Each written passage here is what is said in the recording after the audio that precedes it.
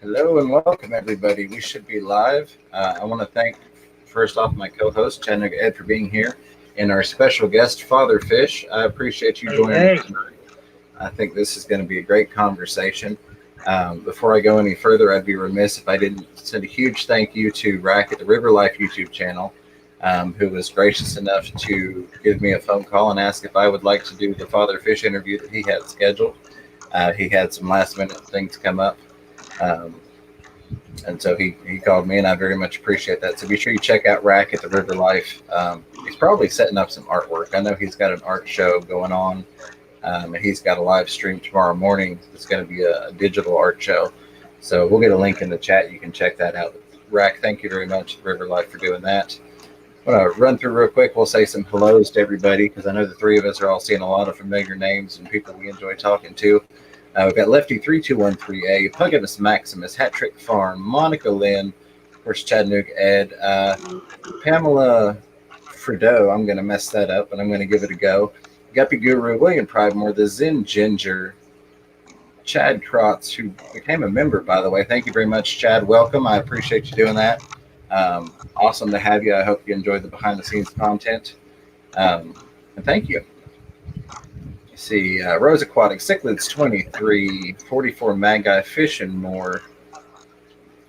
Get through here. Hat Trick Farm, Koi Dragon Aquatics, Dragon Lairs with us. Gnarly Fish Tanks, GTA, good to see you. Scroll through here. I think I saw we've got Nathan from Sand Creek, I believe. My chat just jumped on me. If I miss you, forgive me. Mattman B, Brown Ninja, Kaler's Aquatics, Charlie 7842. Lisa NJ, fake name, lots and lots of people rolling in. If I missed you, my apologies, but they're just flying by, and I want to take the opportunity to take advantage of this time we've got with Father Fish here. So thank you all for joining us very much, whether I got to your name or not. And we will definitely be bouncing around in the chat and getting some questions and things. But first, let's get to our special guest here, Father Fish. Thank you for being on tonight and being willing to come on with me in place of River Life. I appreciate that. We're going to talk about natural aquariums. You, of all people, have got an amazing amount of knowledge on the subject. But for anybody that may not be familiar with this or with you, tell us a little bit about your channel and what you've got going on over there with your setup. Gee whiz, where do I start? I run a shop called Father Fish Aquarium in Dennis, Florida. And when I set up the shop, one of the first things I realized is that a lot of people coming in were on the verge of giving up trying to keep fish. They'd been to a big box store or wherever, got a tank, set it up the way they were told to. The fish died. They tried again. The fish died. They tried it again. The fish died. And by the fourth time, the tank was either on the curb or they were in my store looking for help.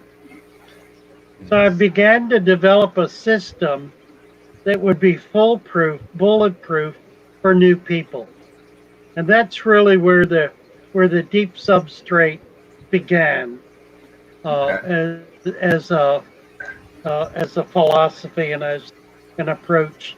It's a way to help new people be successful. Well, and that makes sense because I think, if I remember correctly, on the business side of it, the average life of the aquarist in the hobby is only like 6 months. So usually just try to load you on the front end and get as much sales as they can because they know you're right. That's why, yeah. So that's just phenomenal that you had the idea to come up with that and the wherewithal and the general knowledge to be able to do it. Real quick, I want to say thank you, Multi-Tank Addiction. It says first super chat of the night, $2 super chat. Chris, I appreciate you. Thank you very much. And we got Lefty3213A with the $2 super sticker with what is normally the Zen Ginger's red here arrow. Lefty, I appreciate you as well. Thank you. Thank you. So for anybody that's not get a new member.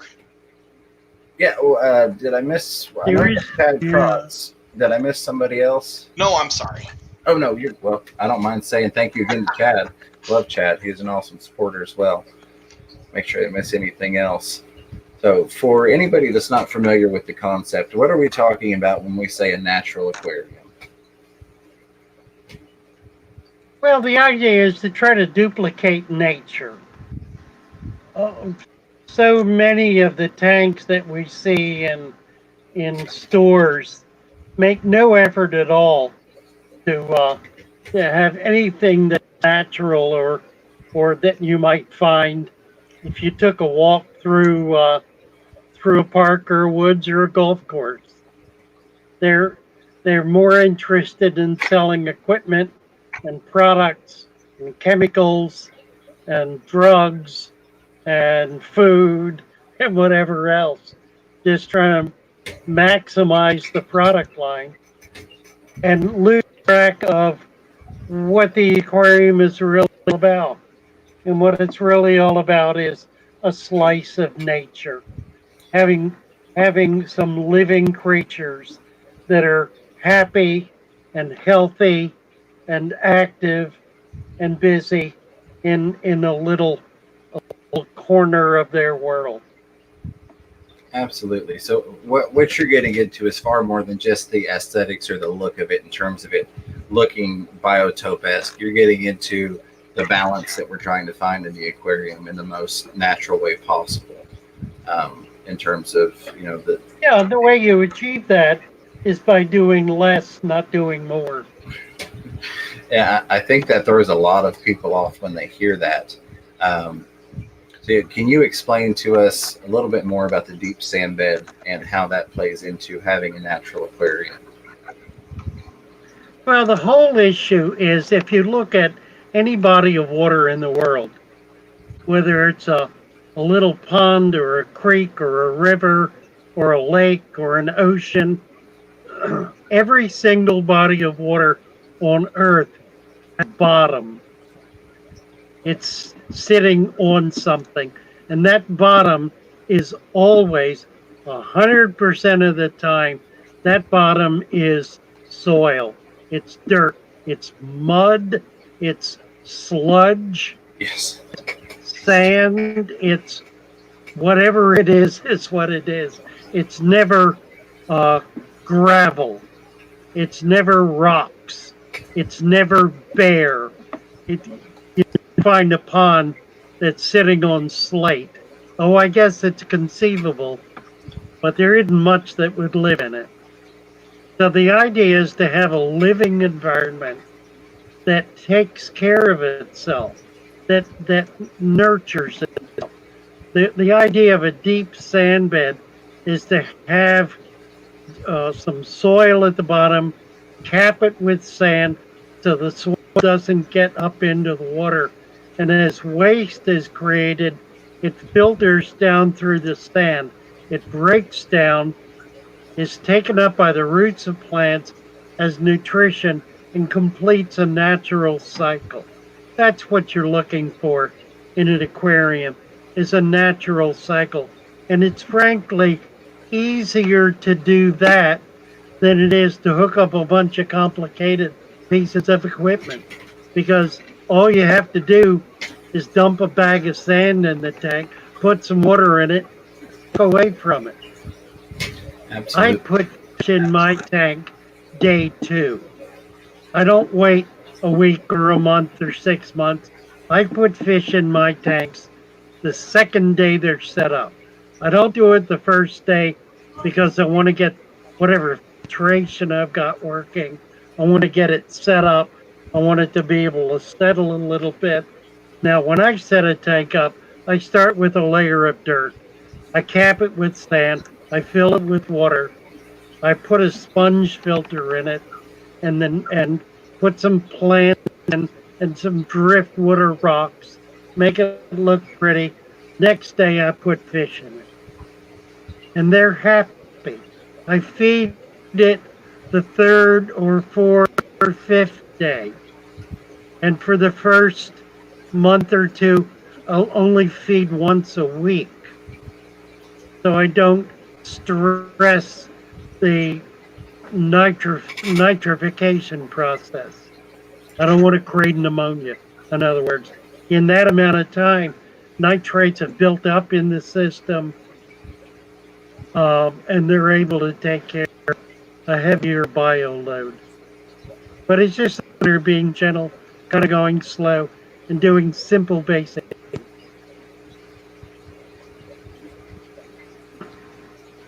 Oh.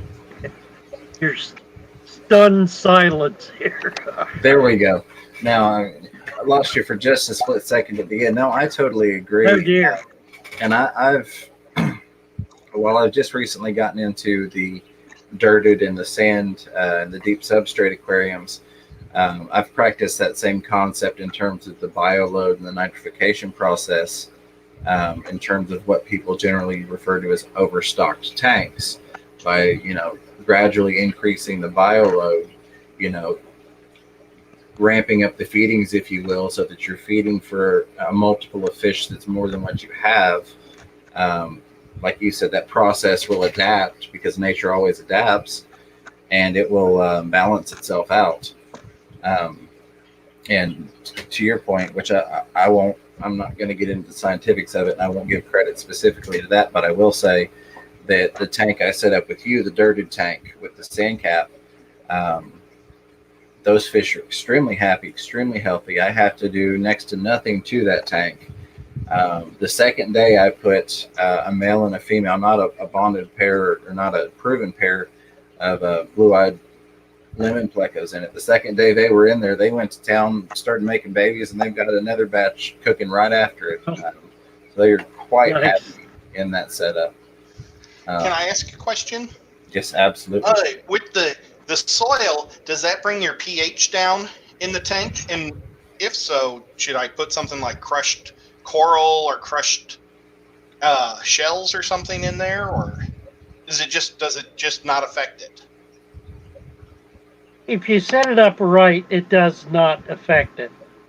I make sure that I've got enough of a sand cap on top of that soil that the soil is not coming up through the sand and getting into the water column. So that one of the principles in being able to do this in a closed environment is able to keep that dirt in the bottom and not let it get into the water column. Because what you're really doing with the deep enough sand bed is you're allowing all of the material that's in the water to precipitate into the sand, which is keeping the water pretty pure.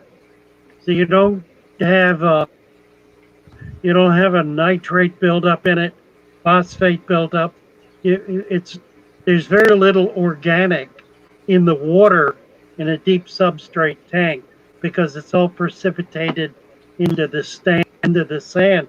It goes down into the dirt. Now the roots are taking it up, but they're taking it up as leaves of plants. So it's all of that material that normally, like in a gravel tank, would be swirling around in the water.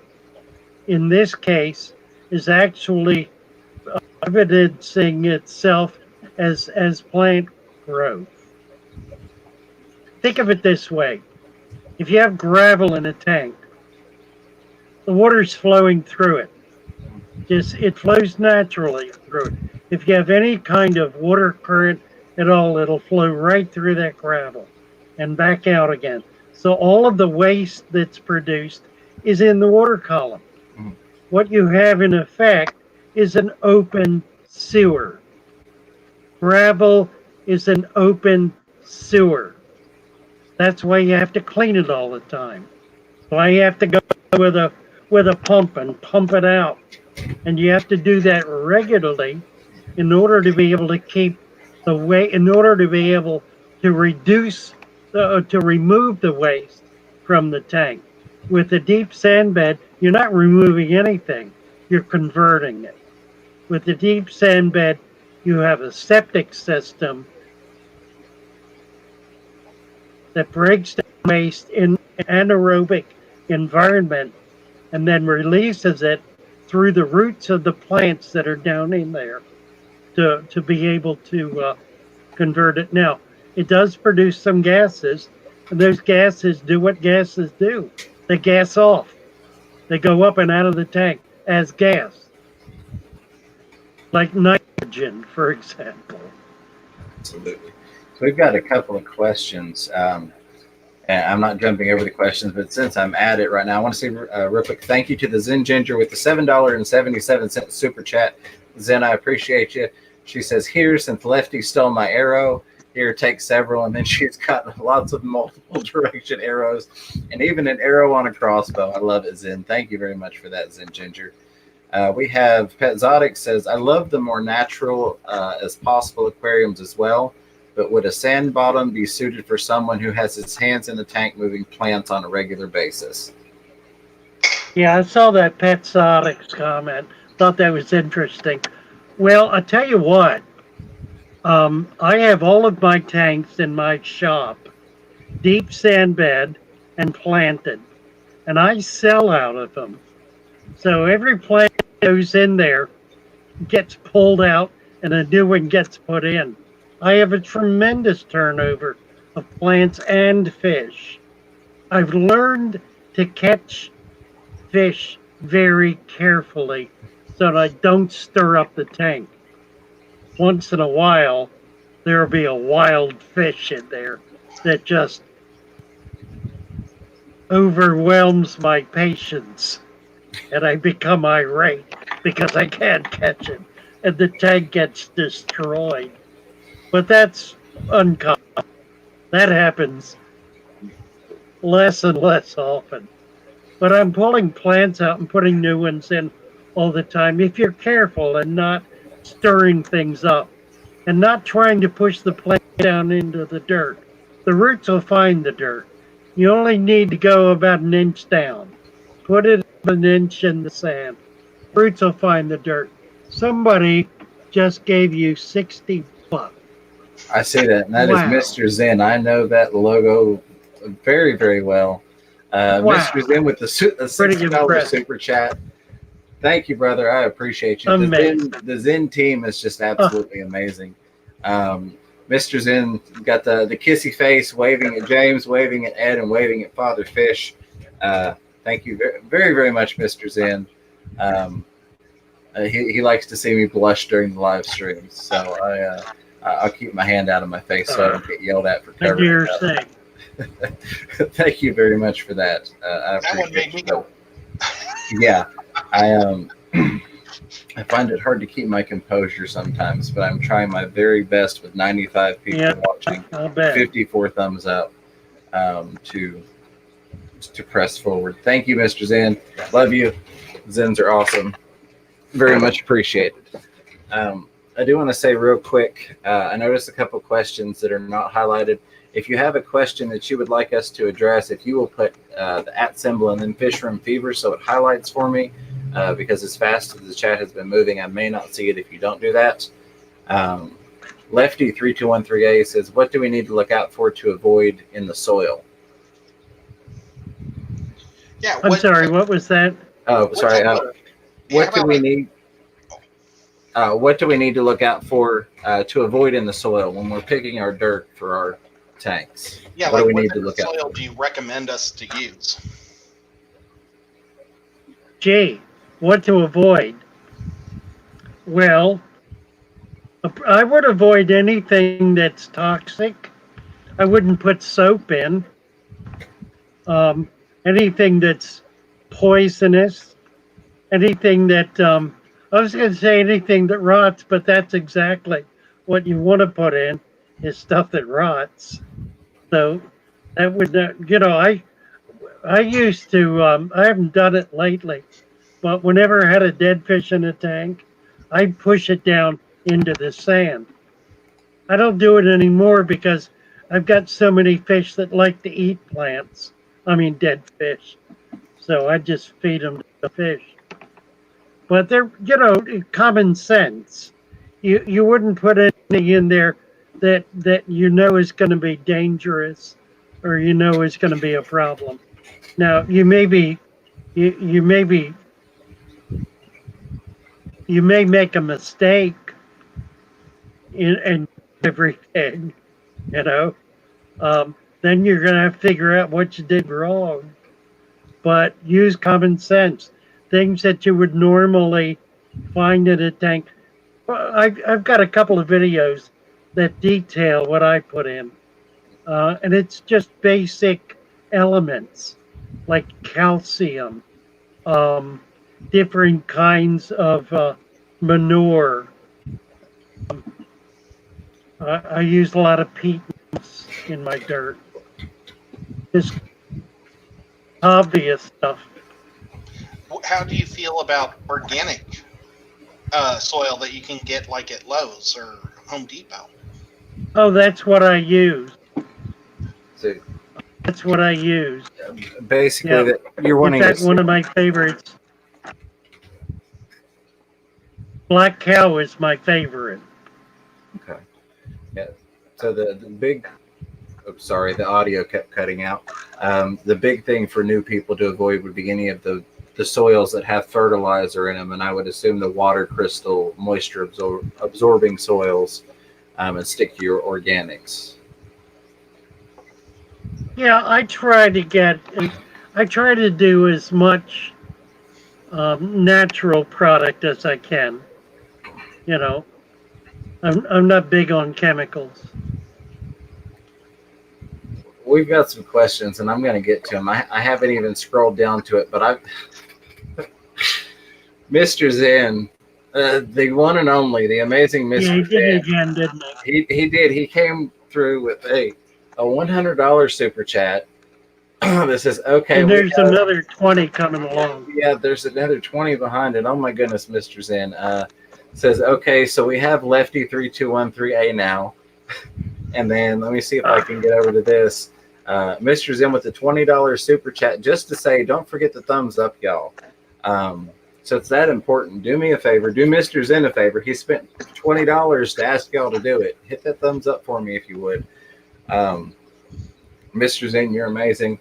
I think I'm going to have to add a couple things into that package I'm shipping out to you all next week. That sounds like great. Wow. Just wow. Ed, do you have any questions that you wanted to throw out? And I will get back to the chat. I just need a moment to regain my composure here. Honestly, I think, James, you and I need to go to the Houston. They're in Houston, right? They are. We need to do maybe one of their favorite local fish store reviews with them or something. We and do. Then take them out to eat. And we're going to talk about that more in Ed's live stream afterwards, but we will be going to Aquashella Dallas. So, formal announcement on that. Stone says organic black cow. Did I hear that right from Home Depot? You heard that right.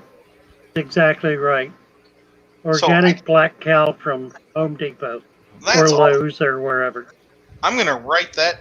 Well, I'm not going to forget that. Black cow. Oh, there's my pen. Now, I also add, I like to add peat moss to it to lighten it up because black is pretty heavy and dense. So, like clay. Clay is a thing to put in a substrate, but it's very dense, so you want to lighten it up. I use peat moss for that purpose, and any kind of mulch. Do you have any mulch work too? How do you feel about red clay for iron? I actually use iron oxide, but red clay's great. Exactly right. That's the whole idea. What you're doing is you're putting. I have a package that I sell of 11 different elements that gets mixed in with the soil. It's a supplement that contains a number of different things, all of which are listed on my channel and some of the videos about the ingredients for the substrate.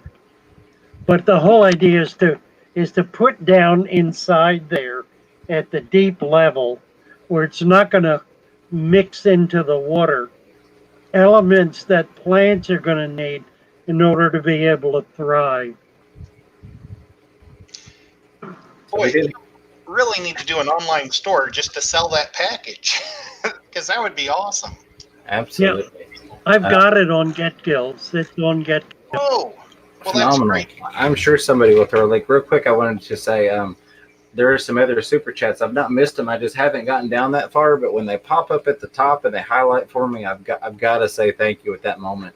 But I know we've got Priscilla as well as another Misters in that I will get to, but I don't want to jump over the questions straight to the super chats. As much as I love you all for that.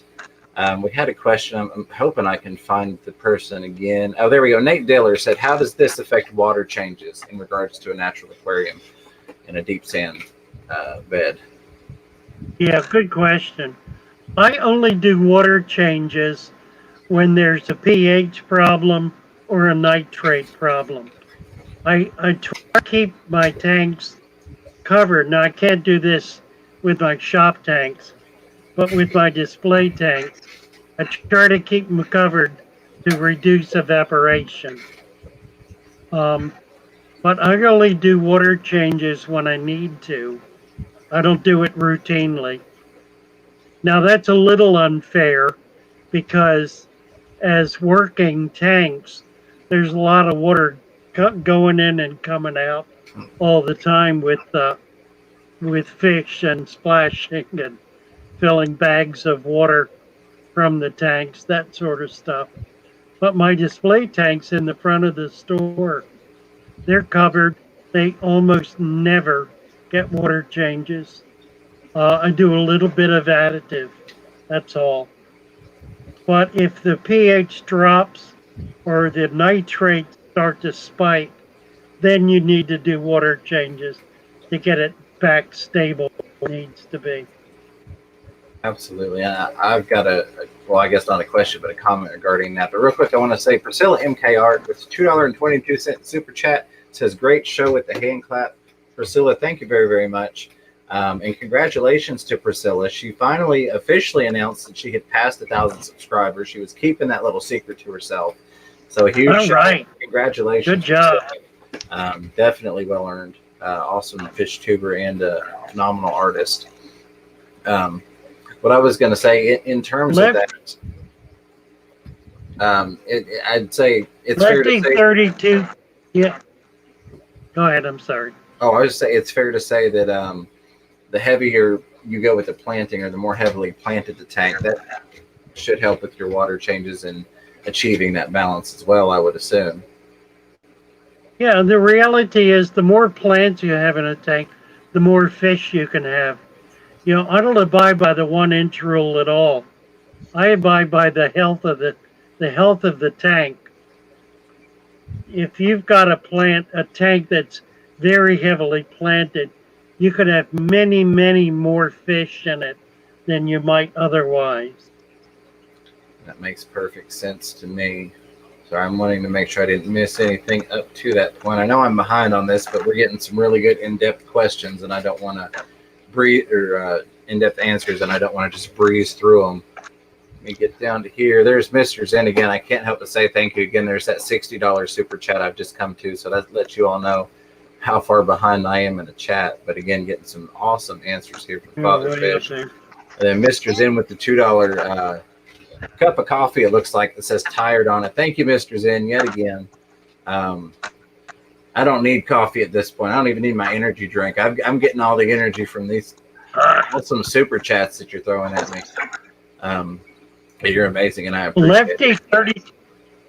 Lefty has an interesting comment. He has a list of things that he uses in his dirted tank, all of which are really great. Good example of what we're talking about. You can use pretty much anything you want to, so long as it makes sense. He's got peat moss, hen manure, hardwood shavings, sawdust, elemental sulfur, which I use it depending. Horticultural perlite, fish meal, and seaweed meal. All great elements. The critical thing, again, is to make sure that is sealed with a minimum of 2 inches of sand.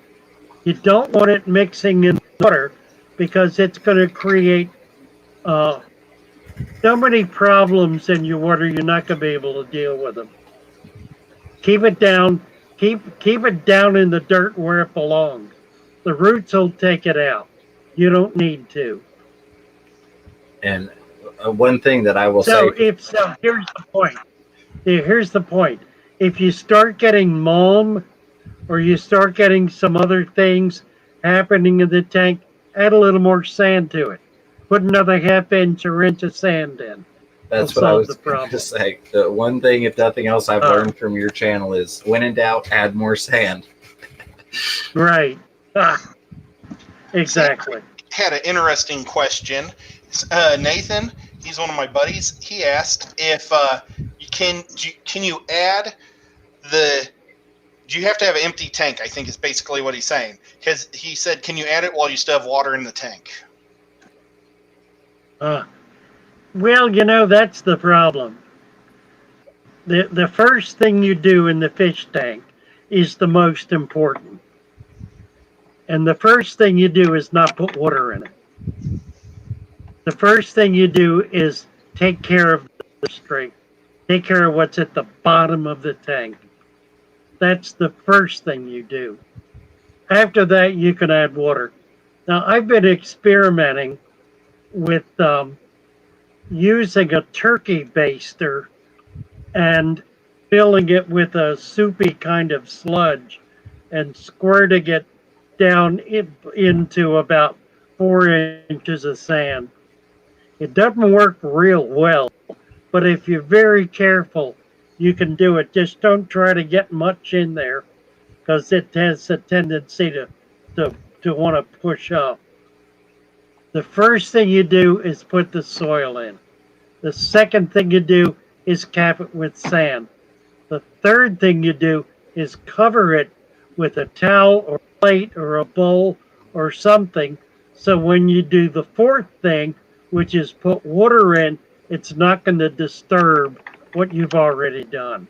Yeah, because you can definitely add sand to an aquarium that's already full, but adding the dirt is not something that's easy to do.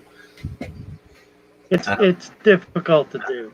Yes. And the whole point is you don't want to get that dirt in the water. Right. And it's not because it's going to explode and kill everything. It's because it's dirty. It's messy. It just you'll spend a week or two cleaning it up. We've got Joe Coffey says, is there a practical way to set up a deep sand bed above an under gravel filter? Yeah, there is. Pull the pipes out of the under gravel filter and leave the tray there as a plenum. As a plenum, it facilitates the anaerobic layer.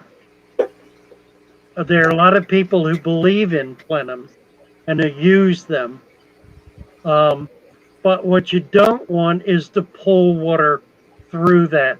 So just take the pipes out and leave the tray in there, and it will be very beneficial.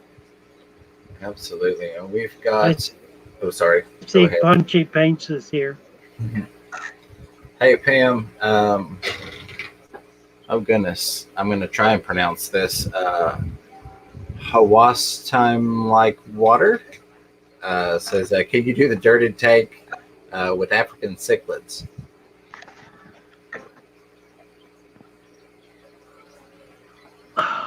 I don't try to, particularly if I've got like umbunas or something, or big Central Americans that are just going to be earth movers. Now, there are a lot of fish that'll go down like catfish. They'll go down maybe half an inch at the most. They're not a problem. It's the guys who are mountain movers that's the problem. And for them, you really can't do a dirted tank with them. What happens after that tank, you want to put a deep sand bed in. In fact, for fish like that, I put additional sand in. I'll do 6 inches or more. I've got some big tanks that have a foot of sand in them, 12 inches deep, and the animals love it. And what it does is over time, it builds up that same anaerobic layer. So I'm able to get plants growing, and the plants solidify the section where they are, and they not to get rooted up by the diggers. Yeah, that's I absolutely, definitely, and I agree with you. Not that my input means a whole lot, but I agree with you 100% with the much deeper sand bed for those guys, just minus the dirt. Kaler's Aquatics. Yeah, it's nicer for them. Oh yeah, it gives them more to play around in. So someone, excuse me, when Father Fish referenced the no slate bottoms in ponds, someone mentioned the limestone streams in Tennessee that have fish, referencing toward the beginning regarding Limestone streams. yeah, I think it's in Yeah, the reference. limestone. Yeah, Go ahead. yeah, that's not that limestone is not what's nurturing the water. However, it's that stream doesn't spend its entire life running over limestone. It That's what I was. starts, you know, it starts somewhere else. And Um, it ends somewhere else also. yeah, Yeah. running waters. Yeah, well, there are exceptions to every rule, aren't there? Oh yeah, absolutely. Thought about that. That's a good one. Limestone Creek. Um, the thing about open water outdoors, though, is how much is going into that water from nature, not just leaves and branches and bird poop and dirt and runoff and everything else. There's an enormous amount of organics that go into open water, and the way those bodies of water deal with it is it precipitates down into the bottom, the mud, and builds there and provides support then for the water system. So it comes out of the water in effect by going down into the mud. Have to think that one a little bit, but the point is that water has to remain relatively pure for anything to live in it. And we've got a lot of organics going into water, like in a creek or a pond or something. All those organics have to go somewhere. They can't simply sit in the water, because if they do, they'll overwhelm the ability of the water to sustain life. It'll become foul. It'll just be filled with bacteria. So they precipitate into the mud, and that's what the mud is. The mud is all of those organics that are coming out of the water column and going into the foundation, if you will, of the body of water. So yeah, no, I agree with that 100%. Nature always finds a way to meet that balance one way or another. As I'm rolling through Yeah, here, exactly. That's exactly right. thank you again, Mr. Zen, for the $100 super chat and the $20 super chat. Again, much appreciated. Making it down to Pet Zotics with the $4 super chat. This is because I like to see James blush, LOL, winky smiley faces. Diego, thank you very much, my friend. Really, really appreciate you. Awesome guy, and always a huge supporter of the channel. So thank you very much for that. And hey, there's River Life. Hello, River Life. Thank you again for allowing me to do this time slot and do this interview with Father Fish. Having a great time. Wouldn't be possible without you. We'll get together again. Absolutely. Right. A huge thank you, because had you not given me the opportunity, I wouldn't be having this fantastic conversation, and these amazing members and people in the chat wouldn't be making me blush with all these huge super chats, just coming through one after another. I don't see anything highlighted through there. Sand Creek Aquatics says, okay, that was the one that you got to before. And we've got Mike with the Fish Tank Barn with the $5 super chat. Mike, thank you very much. Fish Tank Barn, another awesome guy. I got to hang out with him in Maryland. That was a fun time. It says Lurking. Thanks for the kind word on Instagram, James. Hey, Mike, I call him like I see him, and always glad to pass along and help share great people that I get great fish from. So thank you, sir, for the awesome fish that I now have in my fish room. HEPA or HEBA Aquatics has a question for Father Fish. He's wondering. I saw that. Okay. There we go. Yep. Well, let me just read it anyway, just so everybody else can hear it. What's your opinion, Father Fish? What's your opinion on Discus in a dirted substrate? Just your thoughts. I keep mine. I Discus in a dirted tank. They're perfectly happy. Here's the thing to understand about that. A dirted tank is not a dirty tank. It's not a tank with a lot of dirt in the water. It's just the opposite.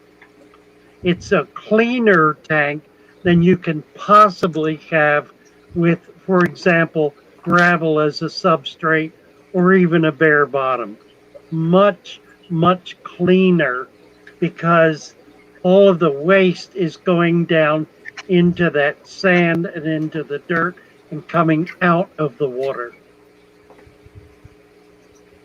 So it's really a cleaner tank than you might otherwise have. Right, because the thing with the bare bottom tank, and keeping in mind, I say this having a lot of bare bottom tanks, specifically in my like guppy breeding and my quarantine rack. With a bare bottom tank, you're not keeping a cleaner aquarium, you're keeping a more sanitized aquarium, if you will, which is kind of the opposite of the way that you want to go in terms of having that substrate. More sterile, I guess, is the word I'm looking for. It's a more sterile environment versus being what we generally call a cleaner environment. So that. Right. Thank you, Zen, for noting my website. Appreciate that. My channel. Yeah, we've got it right there. Father Fish on Get Gills. Y'all go check him out. That way you can get a piece of the Father Fish store, even if you're not local. HC Aqua with a $20 super chat says, let the super chat spread like wildfire. HC Aqua is another wonderful guy that I've got some stuff in the fish room from. Jesse, thank you very, very much for that. I think some of those Super Dumbo Dragon Guppies are about to drop some fry, so I'll be posting that video as soon as that happens. Nice. My friend. I think I've made it to the bottom. I know people were probably waiting to ask questions because I was so far behind. But if you've got any questions you want to throw out there for the wonderful Father Fish, feel free to do that. If you put @FishRoomFever in front of it, it'll highlight for me so I don't miss it. And thank you again for all of the super chats tonight and everybody's participation, everybody watching. We've got 88 people watching now, 74 likes. You all are incredible. Wow, very much nice. appreciate it. And new member we had tonight, Chad Krotz. Thank you for that. And in case I didn't get to thank you, Father Fish, for becoming a member of the last stream. I can't remember if you did it at the beginning or the end, but in case I missed it last time, thank you for that. I'm looking. You're welcome. I think it was at the end. Yeah. Yeah, I'm looking forward to you getting your memberships in the near future. I think that'll be wonderful. And we do have, who would I be if I didn't mention it? River Life has got his membership. Question. I'm sorry. Ro just asked me a question about shipping. I need to clarify this on Get Gills. She said that if she's adding shipping to every single shipping charge, every single item. I put it all together in one container and ship it out one price. So if she ordered a whole lot of stuff, it might cost $25 to ship, but it's not likely to be more than that. And in point of fact, if she buys $100 worth of product, I ship free. So shipping is shipping is very inexpensive. And I even refund. I don't refund under $1. But if it cost me $9 and you sent me 15, I refund 6. Well, We've that's got all. HEPA Aquatics says, Father Fish, thanks for that. Excuse me, but given the required heat, 84 degrees for discus, and plant limitations in such condition, what plant could you use? It's a good question. There is no plant limitation. There is no plant limitation. All plants are capable of surviving in water in the low 90s, up into the low 90s.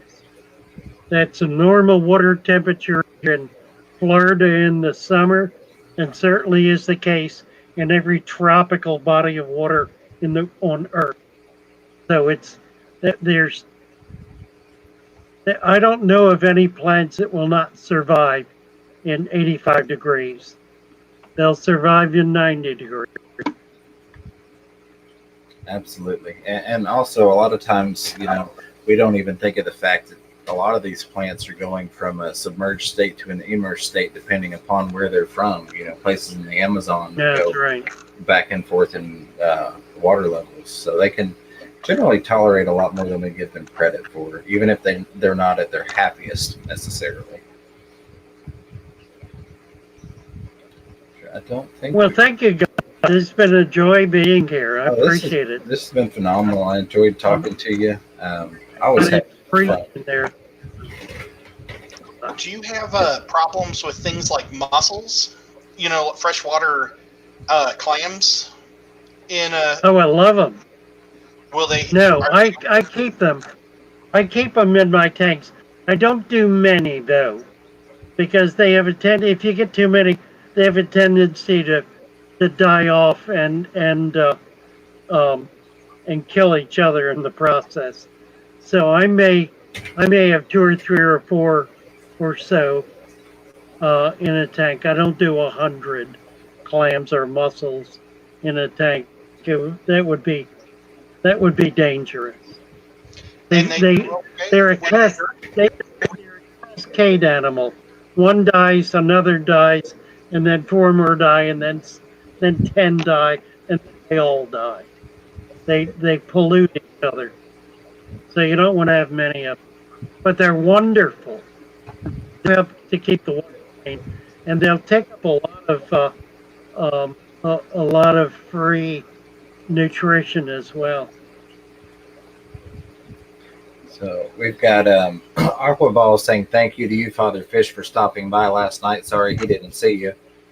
And then we've got Priscilla. Thank you very much for posting that link. Says if you want to support Father Fish, check out his Patreon, and we've got the link for Father Fish's Patreon. Thank you very much for posting that. I appreciate it. If we can get another link up for Rack at the River Life YouTube channel. Again, all this was made possible by him. He set up the interview with Father Fish. When he had scheduling issues, he contacted me and asked if I would do it, and I very graciously accepted and very appreciative. So we want to make sure we show our support for him as well, because he made all of this possible. But thank you very much for that. Rack, if you're listening still, appreciate you. I hope everything's going well. I'm looking forward to checking out your art tomorrow. I know you've got a stream going in the morning, and then on Facebook you're going to be doing an art premiere, fish art. I think you're going to have a live sign-in book for that event, because it's going to be a web-hosted event. So just, I love this community. There's always something amazing going on, and you never know who you're going to run into and what you're going to strike up in conversation. Yeah, I saw a sneak peek on Instagram of some of his stuff, and it looked amazing. Very, very nice. I wish that I could take my mom to the gallery, because I know she would love the lilies. I'll just leave it at that. But it's kind of made me think of Monet, and I know she would enjoy that.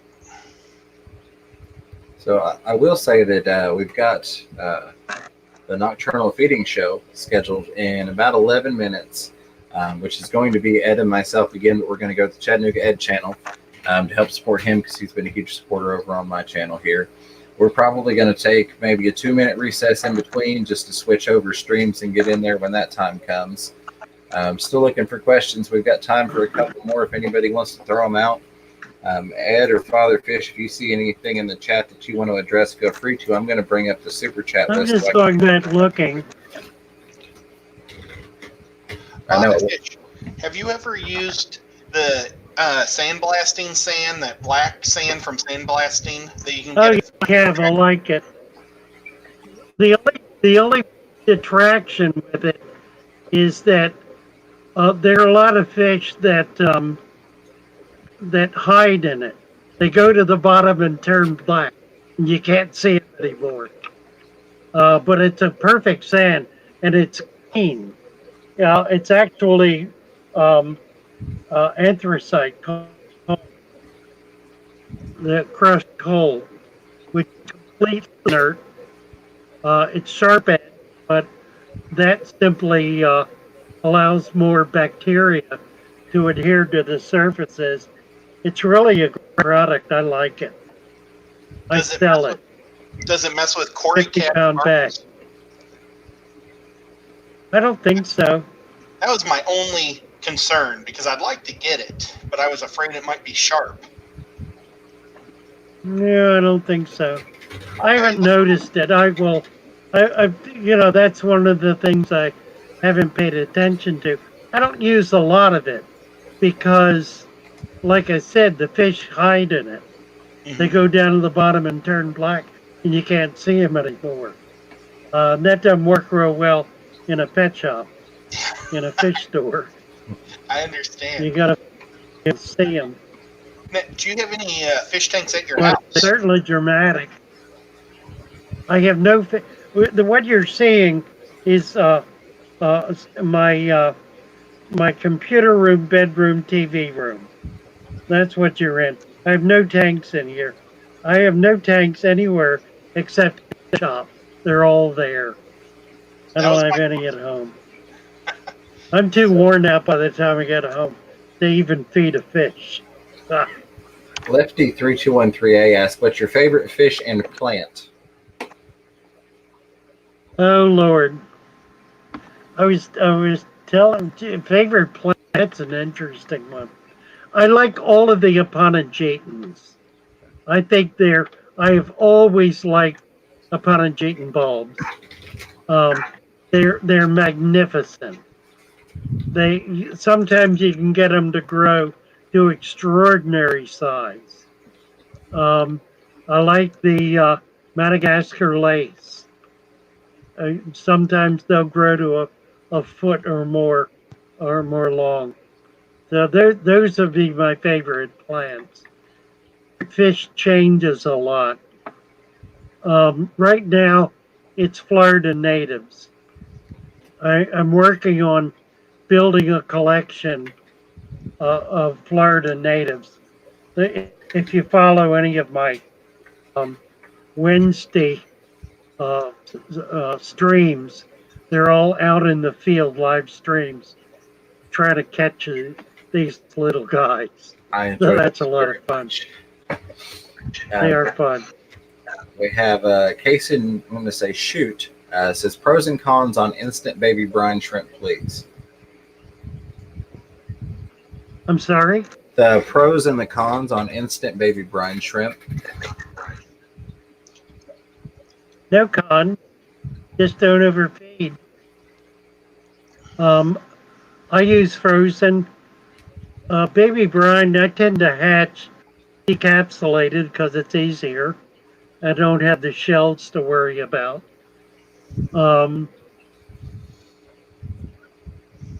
And I don't feed a wide variety of frozen. I feed bloodworm, brine shrimp, and that's about it.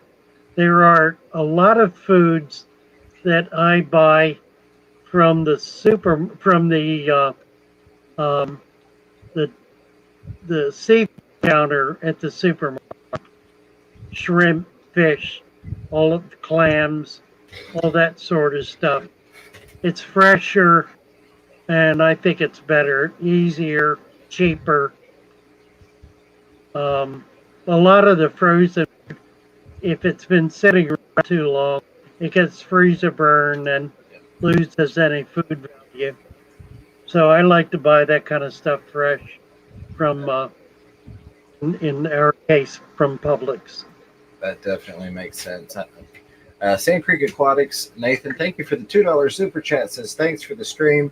Nathan, thank you for watching. Thank you for the super chat. I appreciate having you around Sand Creek Aquatics. Always a pleasure to see you.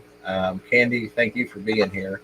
Let me see. I know we had at least one more question. Real quick, I want to say Mr. Zen, outdoing himself, upgraded his membership to the $25 zebra level, to the highest level possible. Not to be outdone by anybody. He's him and Miss Zen are both zebra level members. They've got some nice perks at that level that they're getting. I don't know. I'm gonna have to step my game up though after tonight. Thank you again, Mr. Zen. I had a question. Well, I don't have a question. Somebody asked a question. I think it was DJ Smith. I've already lost it, but he asked Father Fish, do you recommend or use CO2? And do you think it's necessary? Or That's something where it was. Well, if you want to do bedding plants, low growing plants in your tank, there are only two ways to do it. You really can't do it without either CO2 or growing them immersed without water, and then filling the tank once they become established. Problem with CO2, I think it has its place. Its place is in display tanks and show tanks, where you want to get a lot of strong growth over a short period of time. The problem is over a long period of time, those plants become leggy and are no longer attractive. You have to keep trimming them, and eventually you just got stems. The people who use CO2 rarely have the tank set up for longer than a year at the most. And many of them are using it for display purposes in tanks that may only be set up for 3 to 6 months. So that's where it's most useful and most effective. I have some customers who use CO2, bottles of CO2 water that they dose their plants with. They do it routinely, and they get very good results. The shop in San Francisco Ocean, which has very heavily planted tanks, uses CO2. They actually put it in upside down bottles, so it's dissolving at a natural rate in the water. They get tremendous plant growth. I don't do it simply because I don't do it. I don't have anything against it. I just don't do it. Well, and I don't have the experience, but I would presume that they would become somewhat dependent upon that and would have dieback if you stopped, almost similar to going from an immersed to a submerged grown, I would think. Well, and that's the problem for me. I'm selling these plants. Yeah. They're going out of my tanks into other people's tanks, and if they've had artificial stimulant, if you will, they're likely not to survive nearly as well. I sell plants that are healthy, that are growing, that are established, and when the customer puts their tank, they continue to grow. Phenomenal. I'm going to, not that we're really stepping on anybody's toes but our own by going over by a minute or two, but I do want to run through and say my thank yous to the members and the super chatters, as is promised and customary. Our member list, we got the Zen Ginger, Jess the Shrimp Granny, Priscilla MK Art, Sand Creek Aquatics, Pet Exotics, Ginger Graves, Moonstone, Danikin Aquatics, the phenomenal Mr. Zen, Kaler's Aquatics, Multi-Tank Addiction, Sandy Dowdy, Tiffany White, Gina French, River Life, Don Cervantes, Lefty3213A, wonderful Chattanooga Ed over here, HC Aqua, Aquamate, Monica Lynn, Father Fish, there, if I can get my channel or my hands in the right direction. Wonderful Father Fish and our newest member, Chad Cross, tonight. And of course, Mr. Zen bumping up his membership to the zebra level. Thank you very much for that. And I'm going to try and get through these super chats here. Not a complaint whatsoever. Just got to get this to load up for me real quick. Father Fish, it's been wonderful having you on. And I'd love to extend the invite. If you want to hang around and kind of more of a goof off type of stream, you're welcome to in the next one. If not, I've had so much fun talking to you. The knowledge is just phenomenal. It has just been a blast. Let me see here. Okay. I appreciate it. I really enjoy being here. I'm going to beg off because I have to open the shop in the morning. Absolutely. I'm an old man, but I thoroughly enjoyed being here. It's been great fun. And I appreciate the invite. I appreciate your kindness. I love having you on. I know we're going to have to get together another time and have some more discussions about some other things. To add to that members list, we've got Glenn Gutteridge coming in. Welcome to Bristol Nose. Glenn, thank you very much for becoming a member. I appreciate that. I hope you enjoy the perks from that. I'm going to run through here and say thank you to Mr. Zenalot along with some other people as well. We have got Multi-Tank Addiction, Lefty3213A. Both of those coming with $2 super chats. Zen Ginger with 777. Priscilla MK Art with a 222. Mr. Zen with a $60 super chat, followed by a $2 super sticker, a $100 super chat, a $20 super chat. Pet Zodics with the $4 super chat. Mike at the Fish Tank Barn with the $5 super chat. HC Aqua with the $20 super chat. And Sand Creek Aquatics with the $2 super chat. You are all very, very much appreciated. I'd like to thank each and every one of you that is watching and has hung out in the chat, has participated or lurked. We've got 74 people still watching right now. 87 thumbs up. You all are amazing. Again, huge shout out to River Life. Go check him out. Go check out Father Fish's channel. If somehow you've managed not to find it before now, go check that out. And of course, my buddy Chattanooga Ed, we're going to have the link in the chat. I'm sure it's been dropped a couple times. We're going to head over to his channel, show him some love. Any last words for everybody tonight, Father Fish? Thank you so much. It's really been fun being here. I appreciate it. I hope I didn't bore everybody by not shutting up. Oh, no, I think it was a blast. It's been fun for me. A much-needed informative stream. You know, can I ask Father Fish one more thing? If people want to go to your shop, where do we go that might live in the Florida area? Well, I'm in Venice, Florida. Venice is about half an hour south of Sarasota, which is an hour south of Tampa. So if you're in the Tampa area, you can get to me pretty quick and easy. And it'd be worth the trip, I guarantee. That'd be awesome to go. Well, it'll be fun. Be fun having people. I've had a few YouTubers come in, and it's been great fun. Just saw Danny Ken. They were down. Oh, wow, that's awesome. Yeah. A couple of months ago. Had a great time. Thank you all so much. Again, thank you, Father Fish. I'm not going to do my customary farewell because hopefully you all are about to see me here in just a second. So I will end it with a thank you to the River Life and Father Fish. And hopefully we'll see everybody over on Ed's channel in about 1 minute. Thank you very much, guys. I appreciate you. And